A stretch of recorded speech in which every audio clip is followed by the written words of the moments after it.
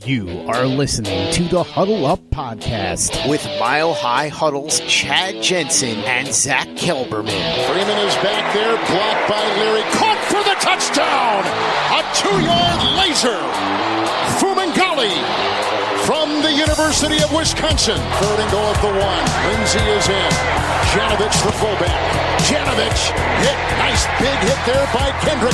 He continues to dig. They call a touchdown. They call a touchdown on a 1-yard jump inside. Trying to set up the screen to his tight end, Noah Fant. He's got some room to run. He cuts it back at the 10. Fant takes it in. Touchdown, Denver. The first NFL touchdown for the rookie tight end out of Iowa. End zone caught. Touchdown, Courtland Sutton. His 5th career touchdown, but his first here in Denver. And now, here are Broncos country's football priests to help you exorcise the demons of another doomed season. I have exorcised the demons. This house is clear. Okay, and we are live. Welcome in, everybody, to another episode of the Huddle Up Podcast, presented, as always, by Mile High Huddle, powered by Overtime Media.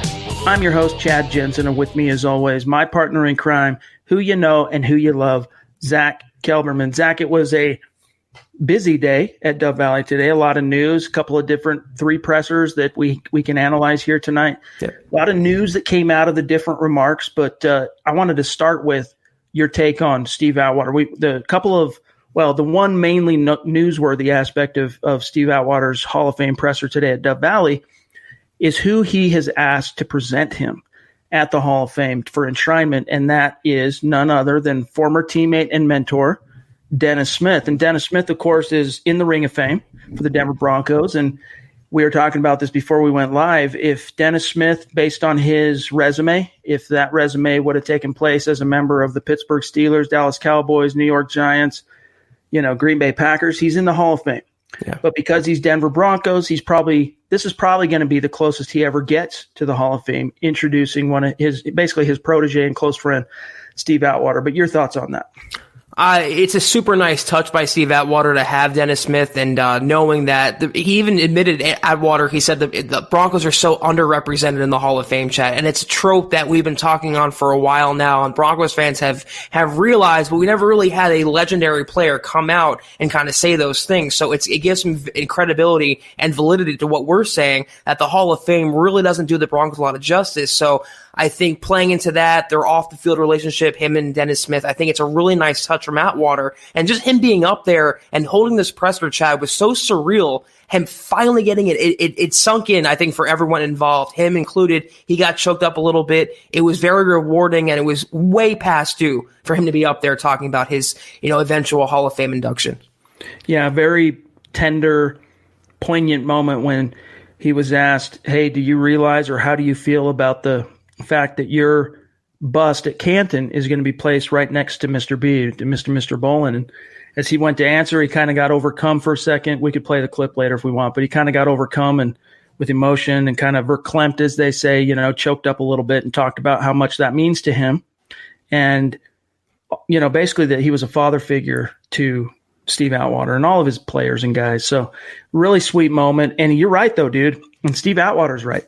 The Broncos are still grossly underrepresented in the Hall of Fame. And, the last, let's say, 4 calendar years, 2017, 18, 19, 20, they basically doubled their Hall of Fame presence, which is a massive step in the right direction. But there's still, as Atwater talked about today, a lot of ground to make up. Names like Randy Gradishar, Carl Mecklenburg.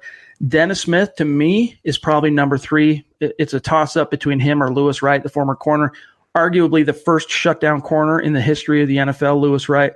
And, there are a few other names. Rod Smith was another name that Steve Atwater mentioned today, who I think has a legit claim because he is he's in that elite club of receivers who has over 10,000 yards receiving in his career. He has a legit claim, but he's a former college free agent. He's not a first-round pick. But it's good steps in the right direction. It's encouraging steps in the right direction, Zach. It's a good problem to have. Then you add on, McCaffrey, Mike Shanahan. There's so many Broncos-related names that are going in the Hall, not even including Peyton Manning. Next year is going to be a first-ballot Hall of Famer. It's just the Broncos have produced such legendary, great players for so long, and they've been kind of floating under the radar, like Steve Atwater. He changed the game and changed the position at safety in the NFL, and it took until 2020 for him to get his due. And I think that's the point he was trying to make. All these Broncos players, these legends, have been putting in the work and are deserving, and they've just been either ignored or passed over continuously. So I'm happy he kind of broke that fourth wall, broke that barrier, and hopefully it leads to good things in the future.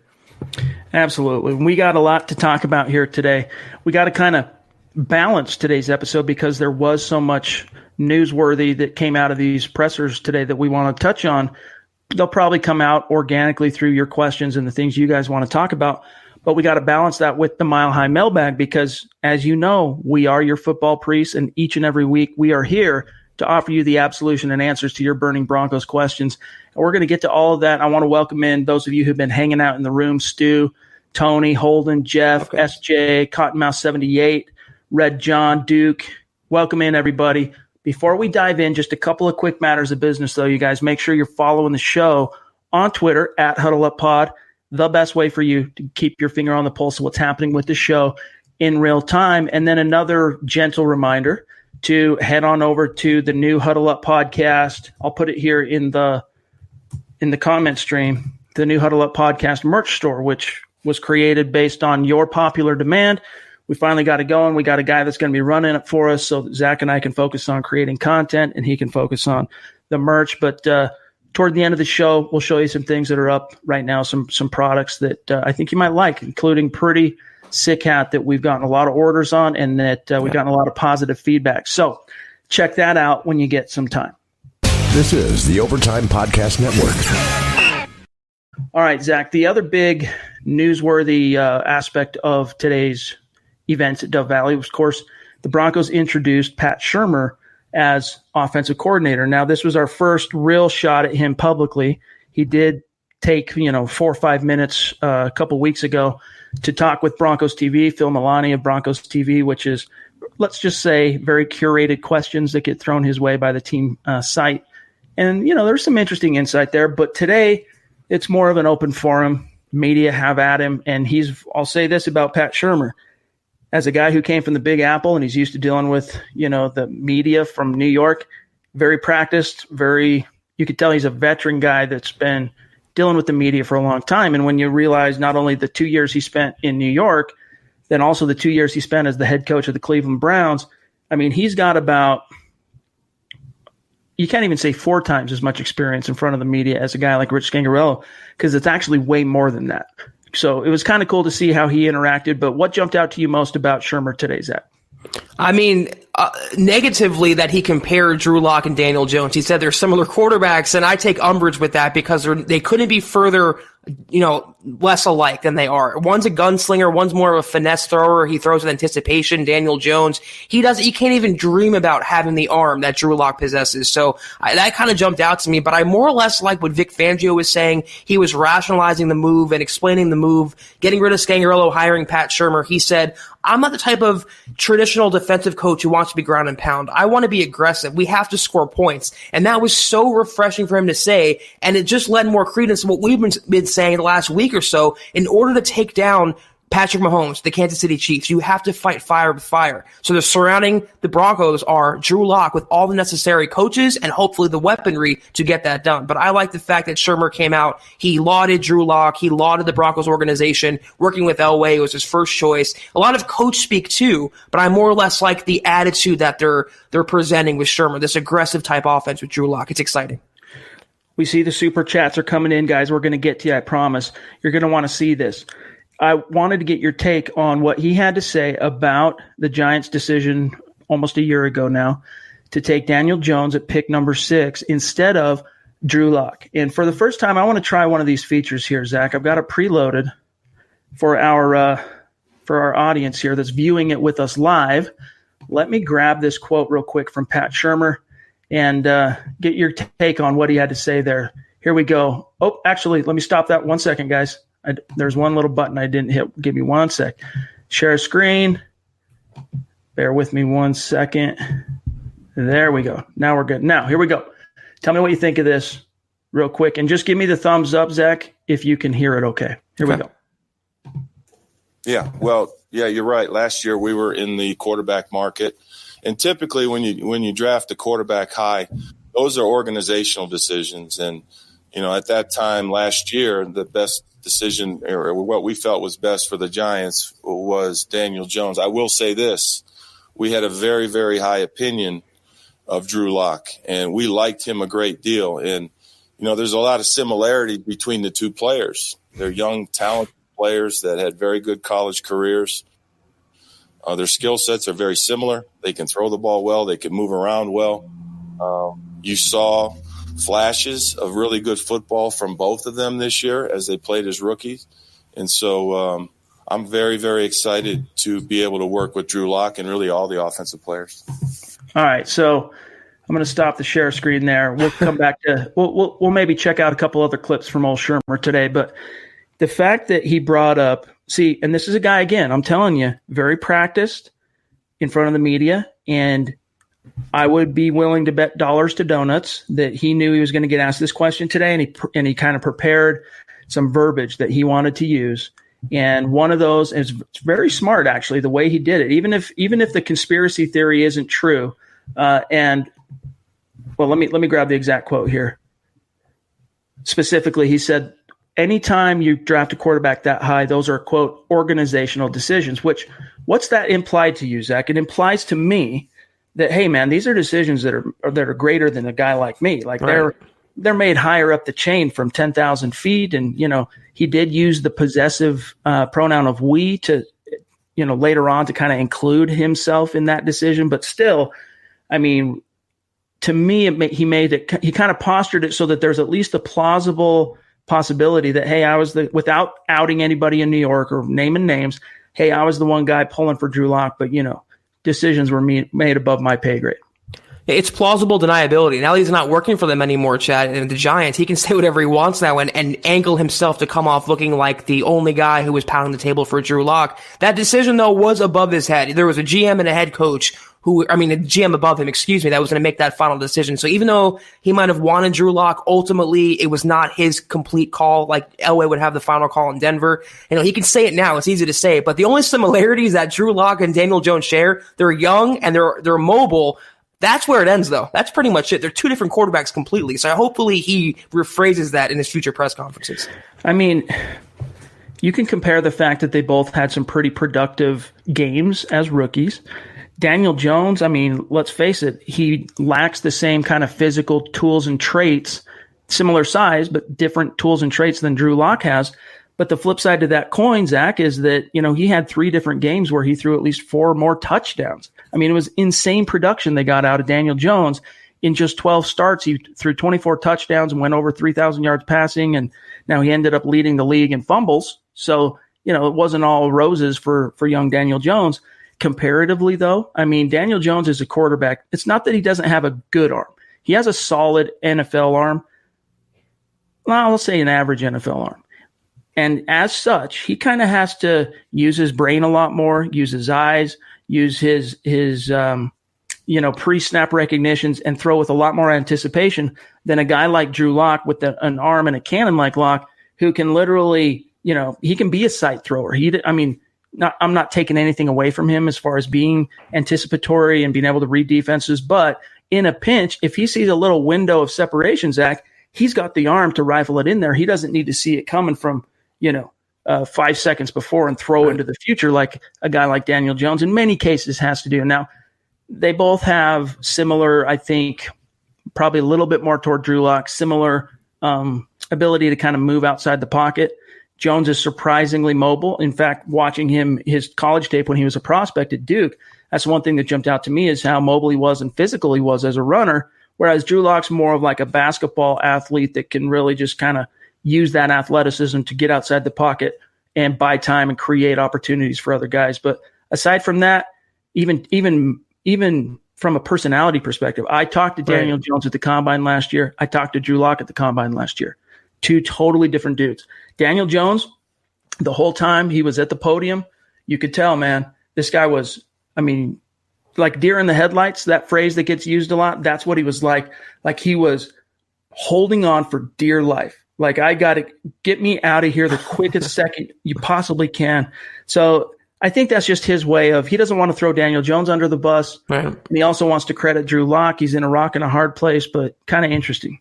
He gets the best of both worlds. He got to work with Daniel Jones and had success with him there, and then he gets to go and be with the quarterback that he might have wanted all along in Drew Lock, and we have to see how he works with him. But I think Drew Lock obviously fits his offense and what he wants to do better than Daniel Jones. So if he can get that 4 touchdown production per game out of Daniel Jones, I am so excited to see what he can do with someone of arm talents like Drew Lock.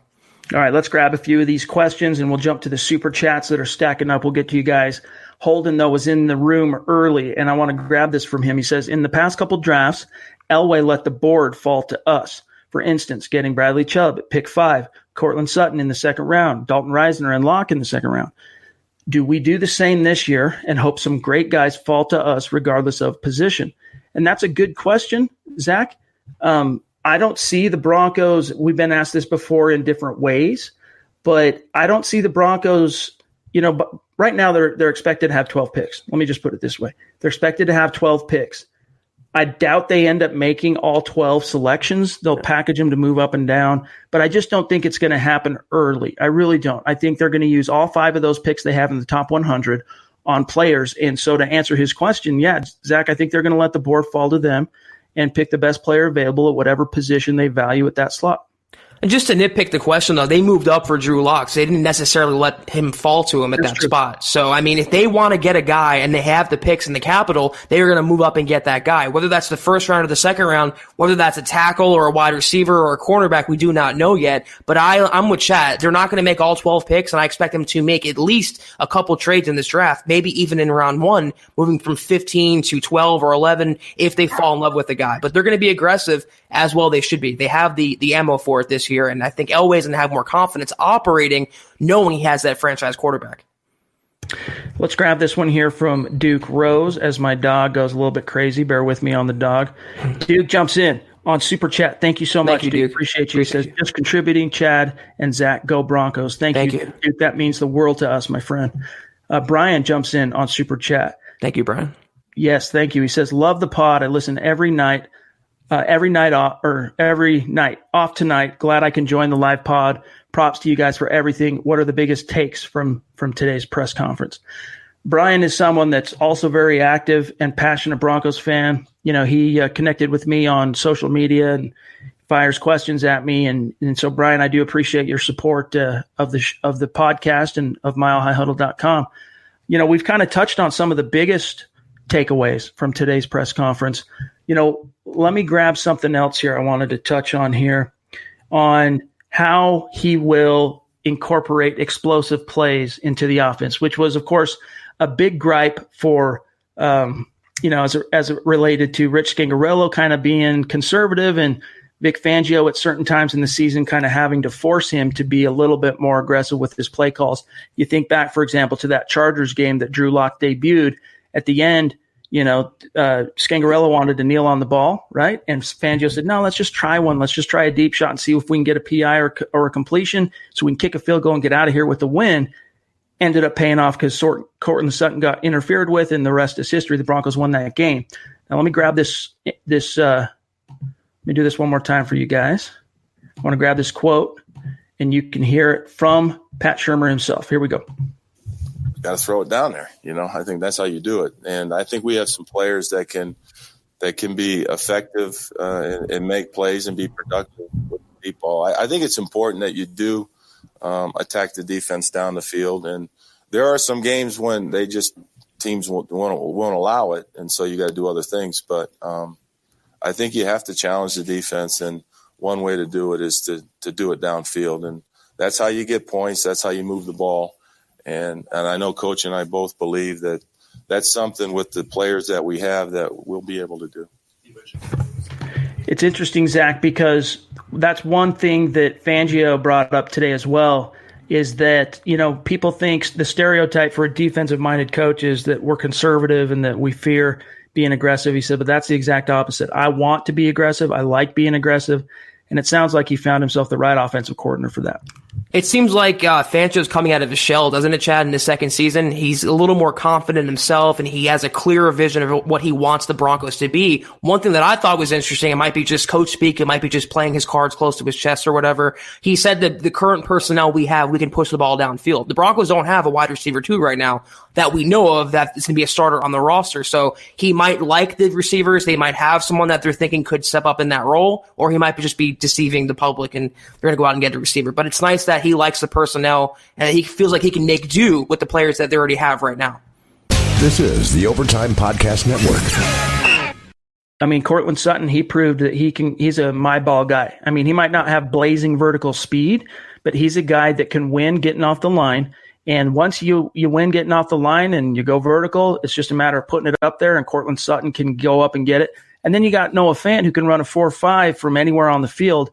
So it's still not complete, right? There's still pieces of the puzzle that Shurmur is going to have to help John Elway and Vic Fangio put in place here to make this an offense that is complete and that can challenge the likes of the Kansas City Chiefs. Yes. But yeah, I love that aggressive mindset. And, in fairness, we heard the same type of platitudes from Rich Scangarello about this time last year. However, the one big difference between these two guys, Zach, when it comes to interpreting coach speak, is that as an offensive play caller, Pat Shurmur has almost, not quite, 20 years of NFL tape, as it were, or let's just say, empirical evidence that we can go back and study and measure and say, oh, when he says he wants to be aggressive, turns out, yeah, he actually is an aggressive play caller when it comes to vertical passing. Now, Terry jumps in on Super Chat. Thank you, Terry, up in Canada, proving once again Broncos country is not a geographic location, but a state of being, state of mind as well, as he says here, Terry. He says, thoughts on John Pagano as the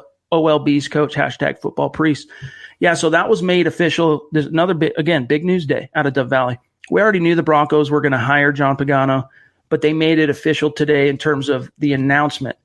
My thoughts on John Pagano, who most of you know, but if you didn't, he is from Boulder, Colorado, as is his brother Chuck, of course. They are natives to Colorado, so he's coming home. But one thing I like about Pagano is he's coaching outside linebackers. He's a former defensive coordinator of many, many years, so he's got a greater skill set that he's going to be focusing down. As a defensive coach, though, as far as outside linebackers, he's coached the following 4 players to Pro Bowls: Jadeveon Clowney, Khalil Mack, Sean Merriman, Sean Phillips. And most Broncos fans can remember 2013 when Von Miller was done in Denver for basically, the first 6 games of the year suspended, and then he spent the last 4 or 5 on injured reserve after he tore his ACL. The only thing that kept that Denver Broncos pass rush semi-respectable was Sean Phillips, who came in as a veteran right on the doorstep of the season. They signed him, former Charger great, and he went on to have double-digit sacks in that Super Bowl 48 season. So these are some of the guys that Pagano has worked with, and that's to say nothing either of Melvin Ingram, who, he basically developed in San Diego. Then he leaves to go take the job after McCoy got fired, Mike McCoy. So he left to go take a job in Oakland. That very next year, surprise, surprise, Ingram's a Pro Bowler. So this dude has some bona fides, Zach, and he also worked for 3 years with Fangio back when they were both with the Indianapolis Colts, and Fangio was the defensive coordinator.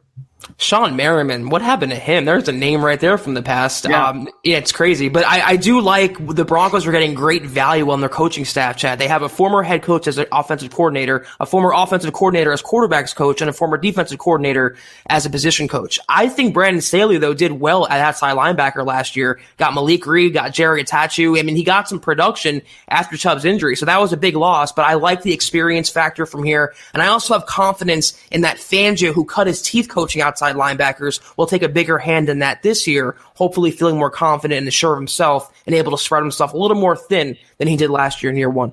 Well said. Dylan jumps in on Super Chat. Thank you so much, Dylan. Thank you, Dylan. What do you guys think about signing Jimmy Smith in free agency? Now, Jimmy Smith, of course, is the longtime Baltimore Ravens cornerback.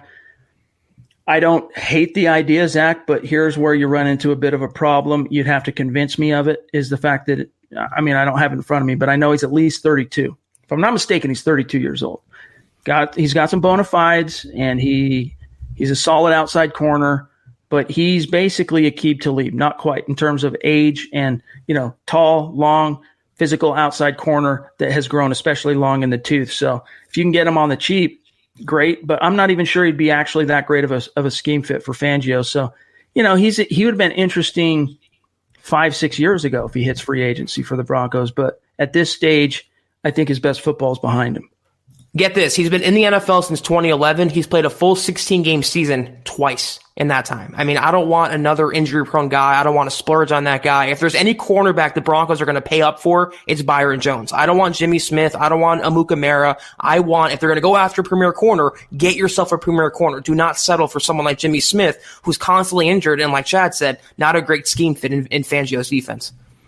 Stu jumps in on Super Chat, one of our every day. One of our most consistent Super Chat superstar. Thank you, Stu. We love you, brother. Dylan jumps in with a question here on Super Chat. Thank you, Dylan. We drafted the better quarterback, in my opinion. Of course, he's speaking to the Giants with Locke and Jones and the whole thing. I think Drew will be a better leader. And that's part of what I was trying to say, Dylan, is that, just the personality aspect, the charisma, the persona. I mean, Drew Locke brings QB1 it factor to the table. And Daniel Jones, I'm not saying that he can't be that, but he's still got a long ways to go before he can present even that way publicly to the media. Now, maybe he's different. Maybe he's a different guy when he's, there's no camera on him and there's no scrutiny on him and he's in the locker room with the dudes, and maybe he's a much more relaxed and different guy to be around. But to me, Daniel Jones seemed like a guy that's got a long ways to go, Zach, when it comes to becoming a leader. And as we learned and saw in just 5 games on the field last year, Drew Lock already has that in spades. Nothing against Daniel Jones, but I was not a fan of his coming out of college. I didn't think he was going to be a great quarterback in the NFL. And to me, there's a lot of Paxton Lynch in him. Not that he's sitting around playing video games, but the fact that he's very passive. He's very beta. He doesn't take it by the horns. He's not a natural leader. He's not rapping on the bench. He doesn't have that fire, that charisma. When he gets on the field, his teammates aren't rallying around him. You don't hear the veteran players, praising him like Von Miller did. He doesn't have the same presence to him like Drew Lock. So to me, no question at all, the Broncos have the better quarterback any day of the week, any time of the week. I will. It's the last thing I say. That take will sustain. Shadif Henson jumps in on Super Chat, $10 donation. Thank you, Shadif. We'll look for any questions and comments you have in the stream here. Let's see what Brian has to say right underneath that on YouTube. He says, seen that years back when Elway signed Talib and Ward and those key free agents, we had like $30 million to spend and only 6 draft picks.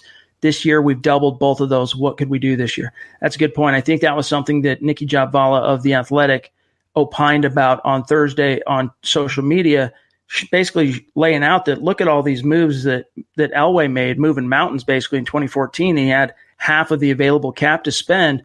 And, of course, that draft class in 2014, you got Bradley Roby. I'm trying to think back to who else was in that class. It's been a minute. But and then you'd look at today. I mean, they're starting free agency with $60 million. If they make a couple of one cut, and that is Joe Flacco, if they cut him, there's another $10 million. Now you're to $70 million. They don't pick up the option for Ron Larry. There's another $8.5 million. So it starts adding up, and you start really getting excited. But the one thing that's kind of the wet blanket on that, Zach, is there are so many free agents of their own to re-sign. And the big 4, of course, being Justin Simmons, Chris Harris, Derek Wolfe, Shelby Harris. My opinion is of those 3, considering the amount of cap they're going to have, I think of those 4, considering the amount of cap they're going to have, I think you can get 3 of them back. Yeah. And I think at this stage, the odds are, my bet, my pick for who those 3 would be of the big 4, Justin Simmons is guaranteed, even if it means getting tagged. I think they're going to try and bring Chris Harris back. It just comes down to whether or not he's amenable to the idea and how much water happens to be under that bridge between him and Elway. And I think Derek Wolfe. Now, I know you want Shelby Harris, but I think those are the 3 guys of the big 4 that can come back. Now, that's going to take, Zach, that could take as much as half, if not a little bit more than half of what they have to spend. But that's still, as Brian points out here, compared to 2014, even having $30 million available to go spend on outside guys, that's still an opportunity to make a lot of hay. Yeah, I was going to say, even if they bring back all their guys that they want, all the guys that you mentioned, Chad, they can go out and still sign a Byron Jones. They can still put a bid in on Chris Jones if he reaches the open market. They have enough money to play around with. And this is sort of uncharted territory from John Elway. Not only does he have 12 picks at his disposal and upwards of $80 million to make some moves in salary cap space, he finally has a franchise quarterback. He's not in the quarterback market. He's not from ground level anymore. He's actually caught up and he's ahead of the game now. So he's going to go, I think, with a more confident approach to the offseason, and he can do whatever he wants. First things first, take care of your own guys, but after that, he can place a bid and get in on any free agent that he wants this offseason.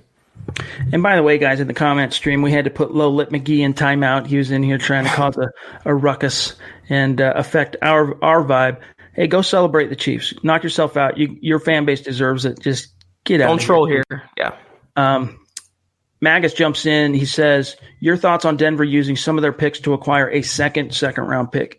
To me, this would be simply a case of trying too hard. Like, you have 5 selections in the top 100, use them. And, it depends on who it was for or who was there on the board. Like, not that this is going to happen, but if you saw someone fall, like no one expected, for example, Dalton Risner to be there in the second round.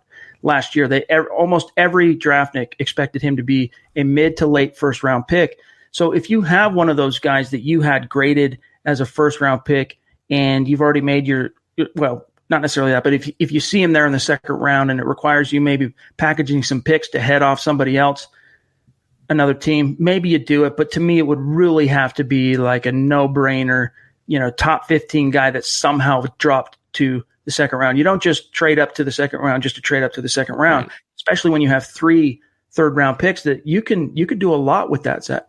Right, yeah. I'm not in the camp of trading for the sake of trading or stockpiling picks, because you mentioned at the top of the show, Chad, NFL teams rarely make all of their selections. If they have 10, 12, 15 picks, they rarely make all of them. The Broncos are probably not going to make all those picks. In fact, I'd rather the Broncos, if they wanted to, move up back into the first round, maybe surrendering a second-round pick and maybe get a receiver and, let's say, Javon Kinlaw at 15 and double dip that way. They have 3 third-round picks, too, at their disposal, and that's why I'm saying Elway's working with house money. He has literal liquid cash to work with and draft compensation. He can do whatever he wants this offseason, and I think go back to being that aggressive, the Duke that we knew a couple years ago, not the timid, tepid Duke from the past regime. Good point. Brian jumps back in on Super Chat. Appreciate you, Brian. Brian. Could you see Fangio going after Prince Amukamara, or however you spell it, and Danny Trevathan, considering they were on his defense and are familiar with the scheme? Yeah, Zach, I could see the Broncos being interested in both those guys. But if I'm not mistaken, Amukamara is under contract. They would have to cut him. And I think there's a lot of people who think they're going to, which is why he keeps coming up. I could be wrong on that. But either way, if Prince Amukamara is available, he's absolutely a guy that Fangio is going to want to sniff and see what it would take financially to get him here. And Danny Trevathan, we've talked about this before, but you bring him in, make sure he passes his physical. Make sure you feel like he's on the up and up on a health perspective. If he checks the boxes and he wants to come back to Denver, pay the man some money, like a 2-year deal, because he is getting a little bit older and he has had some injury issues. But I would love to see him back in Denver. Yeah, I agree with you on Trevathan for sure. About Amukamara, even if he's cut, the Broncos signed him fine, but as a reserve player, a backup player, not to start, and I hope it wouldn't preclude the Broncos either from drafting a cornerback or signing another cornerback. He is not the end-all, be-all. He is not going to solely replace Chris Harris Jr. if they go that route. He'd be a good depth signing for a short-term deal, but not a guy you want to lean on by any means. Duke jumps back in also on Super Chat. Thank you, Duke. Broncos Priest, great job, fellows. Always tell it like it is. Yes, sir. We appreciate you, Duke. Before we get to another question, and actually here's a comment, Buona Beast, this is true. Merriman stole the Defensive Player of the Year from Champ Bailey because of his steroids. Yep. Merriman had a flash of a couple, 2-3 years in the pan where he was elite, and then we learned after the fact that a lot of that had to do with the juice, and as soon as he got busted as being a juicer, all of a sudden his production went off a cliff. So good use of history there, Buona Beast. I wanted to get your take, Zach, on the other thing I was really impressed by Shurmur was how adamant he was about the Broncos being like basically winning the lottery to be able to get Mike Shula to come in to coach the quarterbacks, and just kind of the excitement, the reverence, the respect he has for Mike Shula. Let me pull one more. This is the last one I'm going to do on the share screen here today, guys. But I want all of you to hear it, obviously, and I want to get Zach's take on this. What Pat Shurmur had to say specifically about basically the Broncos being lucky as hell to get Mike Shula. Yeah, Mike, a couple reasons. Number one, Mike's an outstanding coach, and number two, he's an even better person. And I knew about Mike prior to going to the Giants. And then having worked with him now, I think the Broncos are really lucky that he was available and willing to come here. He's an outstanding coach, does a great job not only with quarterbacks but also with the whole offense. You know, he called plays in the Super Bowl, and I think the players here are very lucky that he's here. The players are very lucky that he's here. And Zach, the research I did on Mike Shula, I mean, I knew who he was, but once I knew he was in the Broncos sight, so to speak, you know, I did some real deep dive research on him and just came away feeling like with the Shurmur hire and now Shula, the Broncos have – it's kind of like the difference between when he went from Vance Joseph to Vic Fangio. Even though Vic Fangio was a first-time head coach, it was like, okay, exhale. They have an adult back in the building who knows what's what. Similar, but just on the offensive side of the ball. You can tell he's new because he said the Broncos are very lucky to have him, not we're very lucky to have him. So he'll get in that mind frame, in my mindset soon. But I do like the fact that he's talking up his right-hand guy, and he's creating a positive atmosphere for him to step into. He knows that the disaster that was, I guess, Scangarello and T.C. McCartney being so young and so inexperienced, and now he has him in place and his right-hand guy who has experience, like he mentioned. He called plays. He's held higher positions. I like the fact they're getting value among their coaching staff, Chad. They're not settling. They're not going for youth or unknowns. They're getting value in guys who've been there and done that. Shadif jumps back in on Super Chat. Thank you, Shadif. This time with a comment. He says, defense will beat KC, and we need to make the defense stingy. But I understand the need to get the offense to be explosive. Special teams needs a boost.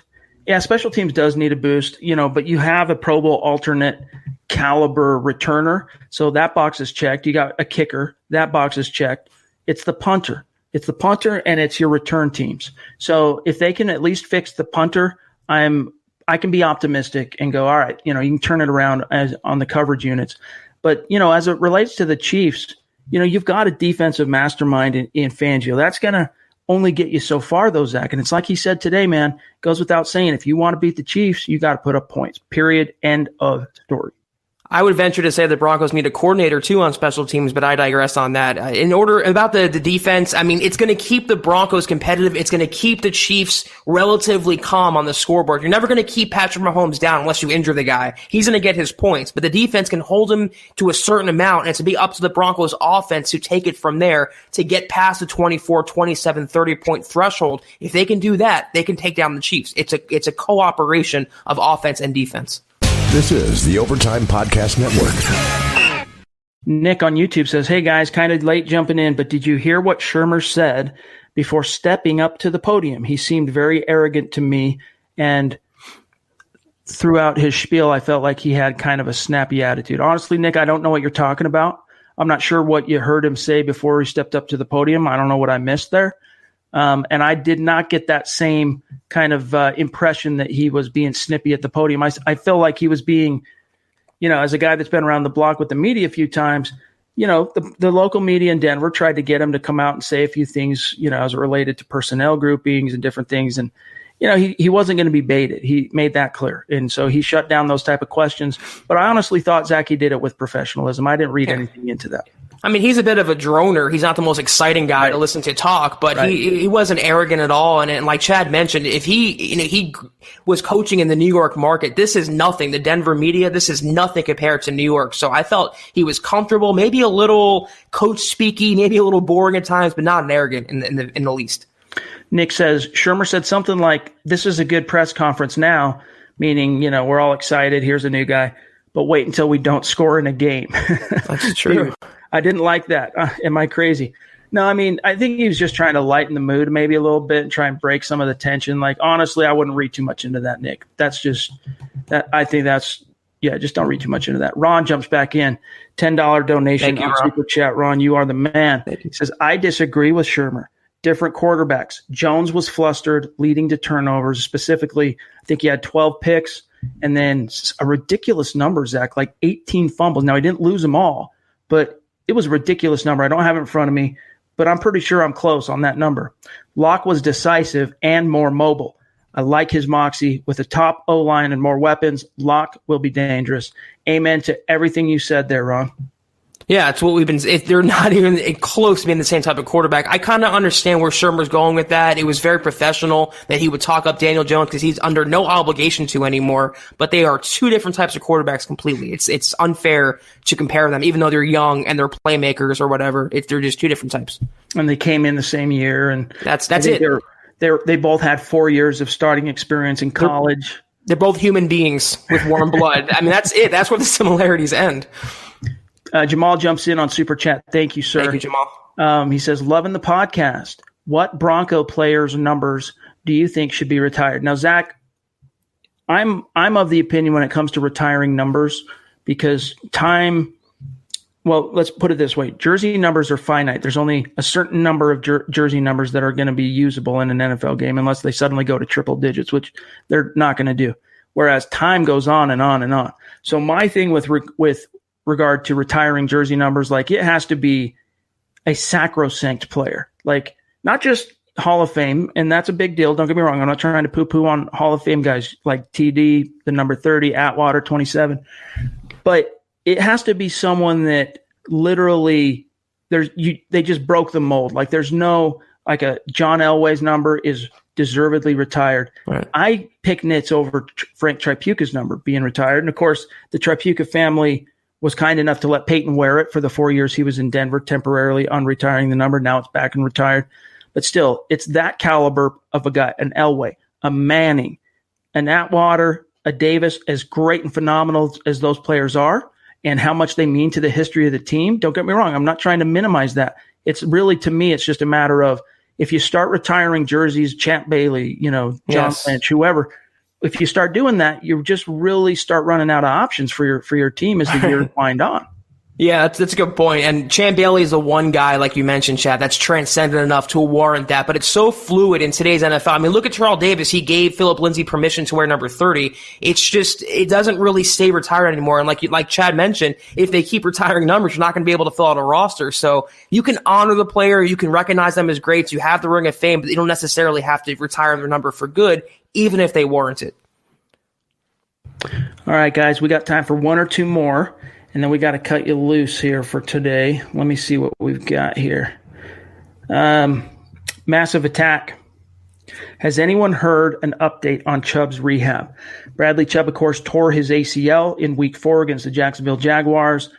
He is on the mend. Everything we've heard from him publicly up to this point is things are going well, no setbacks. If things continue to go according to plan, he very much is confident he's going to be good to go Week 1. Now, my own interpretation beyond that, Zach, is that they'll probably have him on a little bit of a pitch count, as it were, in the first quarter of the season and try and ease him in a little bit. But you're not going to see him in OTAs as far as participating on the field. You might catch him a little bit in camp, but if you're the Broncos, you just wait and just wait till you get to the games that count and roll him out there.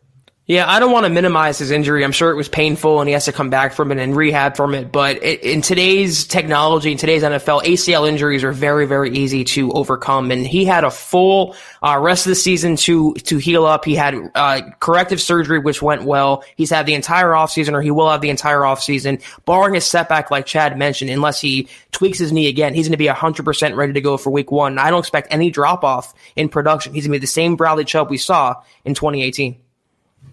All right, guys, last one, and then we've got to get out of here for today. From Red John on YouTube, he says, is there any idea when we are going to cut ties with Joe Flacco? No need to drag our feet with that. Let's cut the fat already. The deadline, I think there is no deadline. I think it'll happen sometime between now and March. That's all I can tell you. I don't know why they're necessarily dragging their heels. The only explanation I could think of, Zach, is he wants to wait till they get a little bit closer to – but actually, you can make a trade now. You don't need to be in the new league year. Like, they can make a trade. They traded for Flacco before March last year. It just couldn't become official and signed on till the new league year. So my only guess would be that they're working the phone still, exploring any possibility that they might be able to unload him. And good luck with that. Yeah. I don't see it happening. Maybe, but I don't see it either. Yeah, I saw something on Twitter that the guy from Spot Track said that there's no June 1st designation with Flacco's contract, so they can make the move now, and even he doesn't understand what the Broncos are waiting for. I don't understand it, and the only thing I can think of is that they're still in 2019 evaluation mode and really haven't turned the page to 2020 just yet, but it's fait accompli. I mean, it's going to happen. It's inevitable. He's going to be cut, not traded, and he will be off the roster, hopefully soon. Last one from Brian. He has a good question here. How do you think Locke will look in this new offense with a couple extra weapons and a full offseason of being the man? Brian, I think that it's not orange-colored glasses, and it's not getting too far out over our skis to imagine that if a guy like Daniel Jones in 12 games could put up 24 touchdowns with Shurmur and Shula, I don't think it's beyond the bounds of the plausible to say, you know what, Drew Lock can get over 4,000 passing and be in the 30s touchdowns. I think that's legitimately possible. And it wouldn't surprise me. Now, I'm not making this as a bold prediction. There's still a lot of offseason that needs to take place before I would even feel comfortable making this as an official bold prediction. But it would not surprise me to see him be one of these quarterbacks similar to Mahomes in 2018 and Lamar Jackson in 2019 that just takes that quantum leap forward in year two and just blows the doors down. And if the Broncos can go 7-9 and only start Drew Lock for 5 games among those 16 games, who's to say they're not going to go 10-6, 11-5? And if they do, it's because the offense clicked with the defense as well. If the stars align, Chad, like you mentioned, he can have a breakout year, a career year. He can be the next guy, the next franchise quarterback in the NFL, that household name. I'm still thinking regardless, though, they're going to be fielding a better offense than we've seen since Peyton Manning. You're going to see the Broncos franchise guy finally step up and take hold of that position for the next decade, and you're going to see more explosive offense. But it all comes down to protecting him. They have the right coaches around him now and getting him his weapons. If all those things happen and he progresses as he should, they will be a very, very, very exciting and dangerous offense. Very well said. Guys, before we get out of here, we just want to bring your attention again to the merch store that is up. There are 5 items on there now, and more are going to be added daily, basically. And this weekend especially, there's going to be a lot of new stuff added. But for now, there are some cool designs. There's the Huddle Up Podcast hat here, this blue snapback that we've gotten a lot of traction with from you guys and a lot of feedback from purchases. And also this blue Huddle Up Podcast, the traditional white one here with the football priest hashtag on the front and the pod logo on the back, and then a couple of hoodies. And we understand white for some people. They're like, look, white, I'm always scared to buy any apparel that's white because anything gets on it, blah, blah, blah. But these look tight. We've had them delivered to our house to ensure that they look good and that the quality's high for you guys. So when you get some time, if you want to support the show and get some really nice swag as well, head on over to just type in huddleuppod.com. It takes you right there, you guys. But hey, that's got to do it for today's episode of the Huddle Up Podcast. Thanks to each and every one of you for joining us live.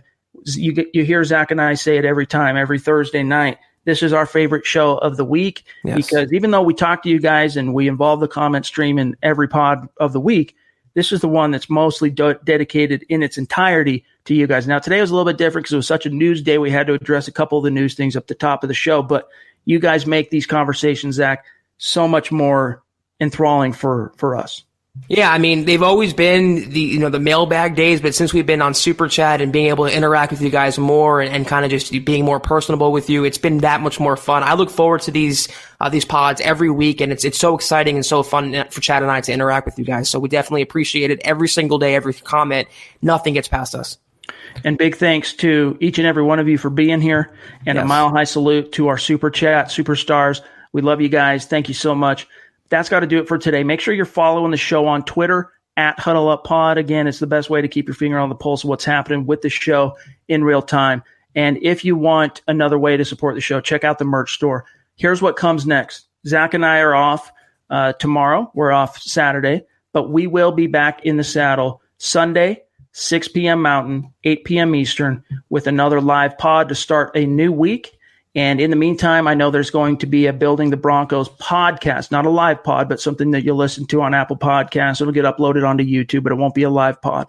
And then also a live episode of Dove Valley Deep Divers on Saturday at 1 p.m. Mountain, 3 p.m. Eastern. So stay tuned for that. But in the meantime, to my partner here, Zack Kelberman, make sure you're following him on Twitter. As you can see there, guys, at Kelberman NFL, myself at Chad and Jensen. And Zack, have a great weekend, bro. You as well. Thank you, everyone, for tuning in with us. We'll see you Sunday.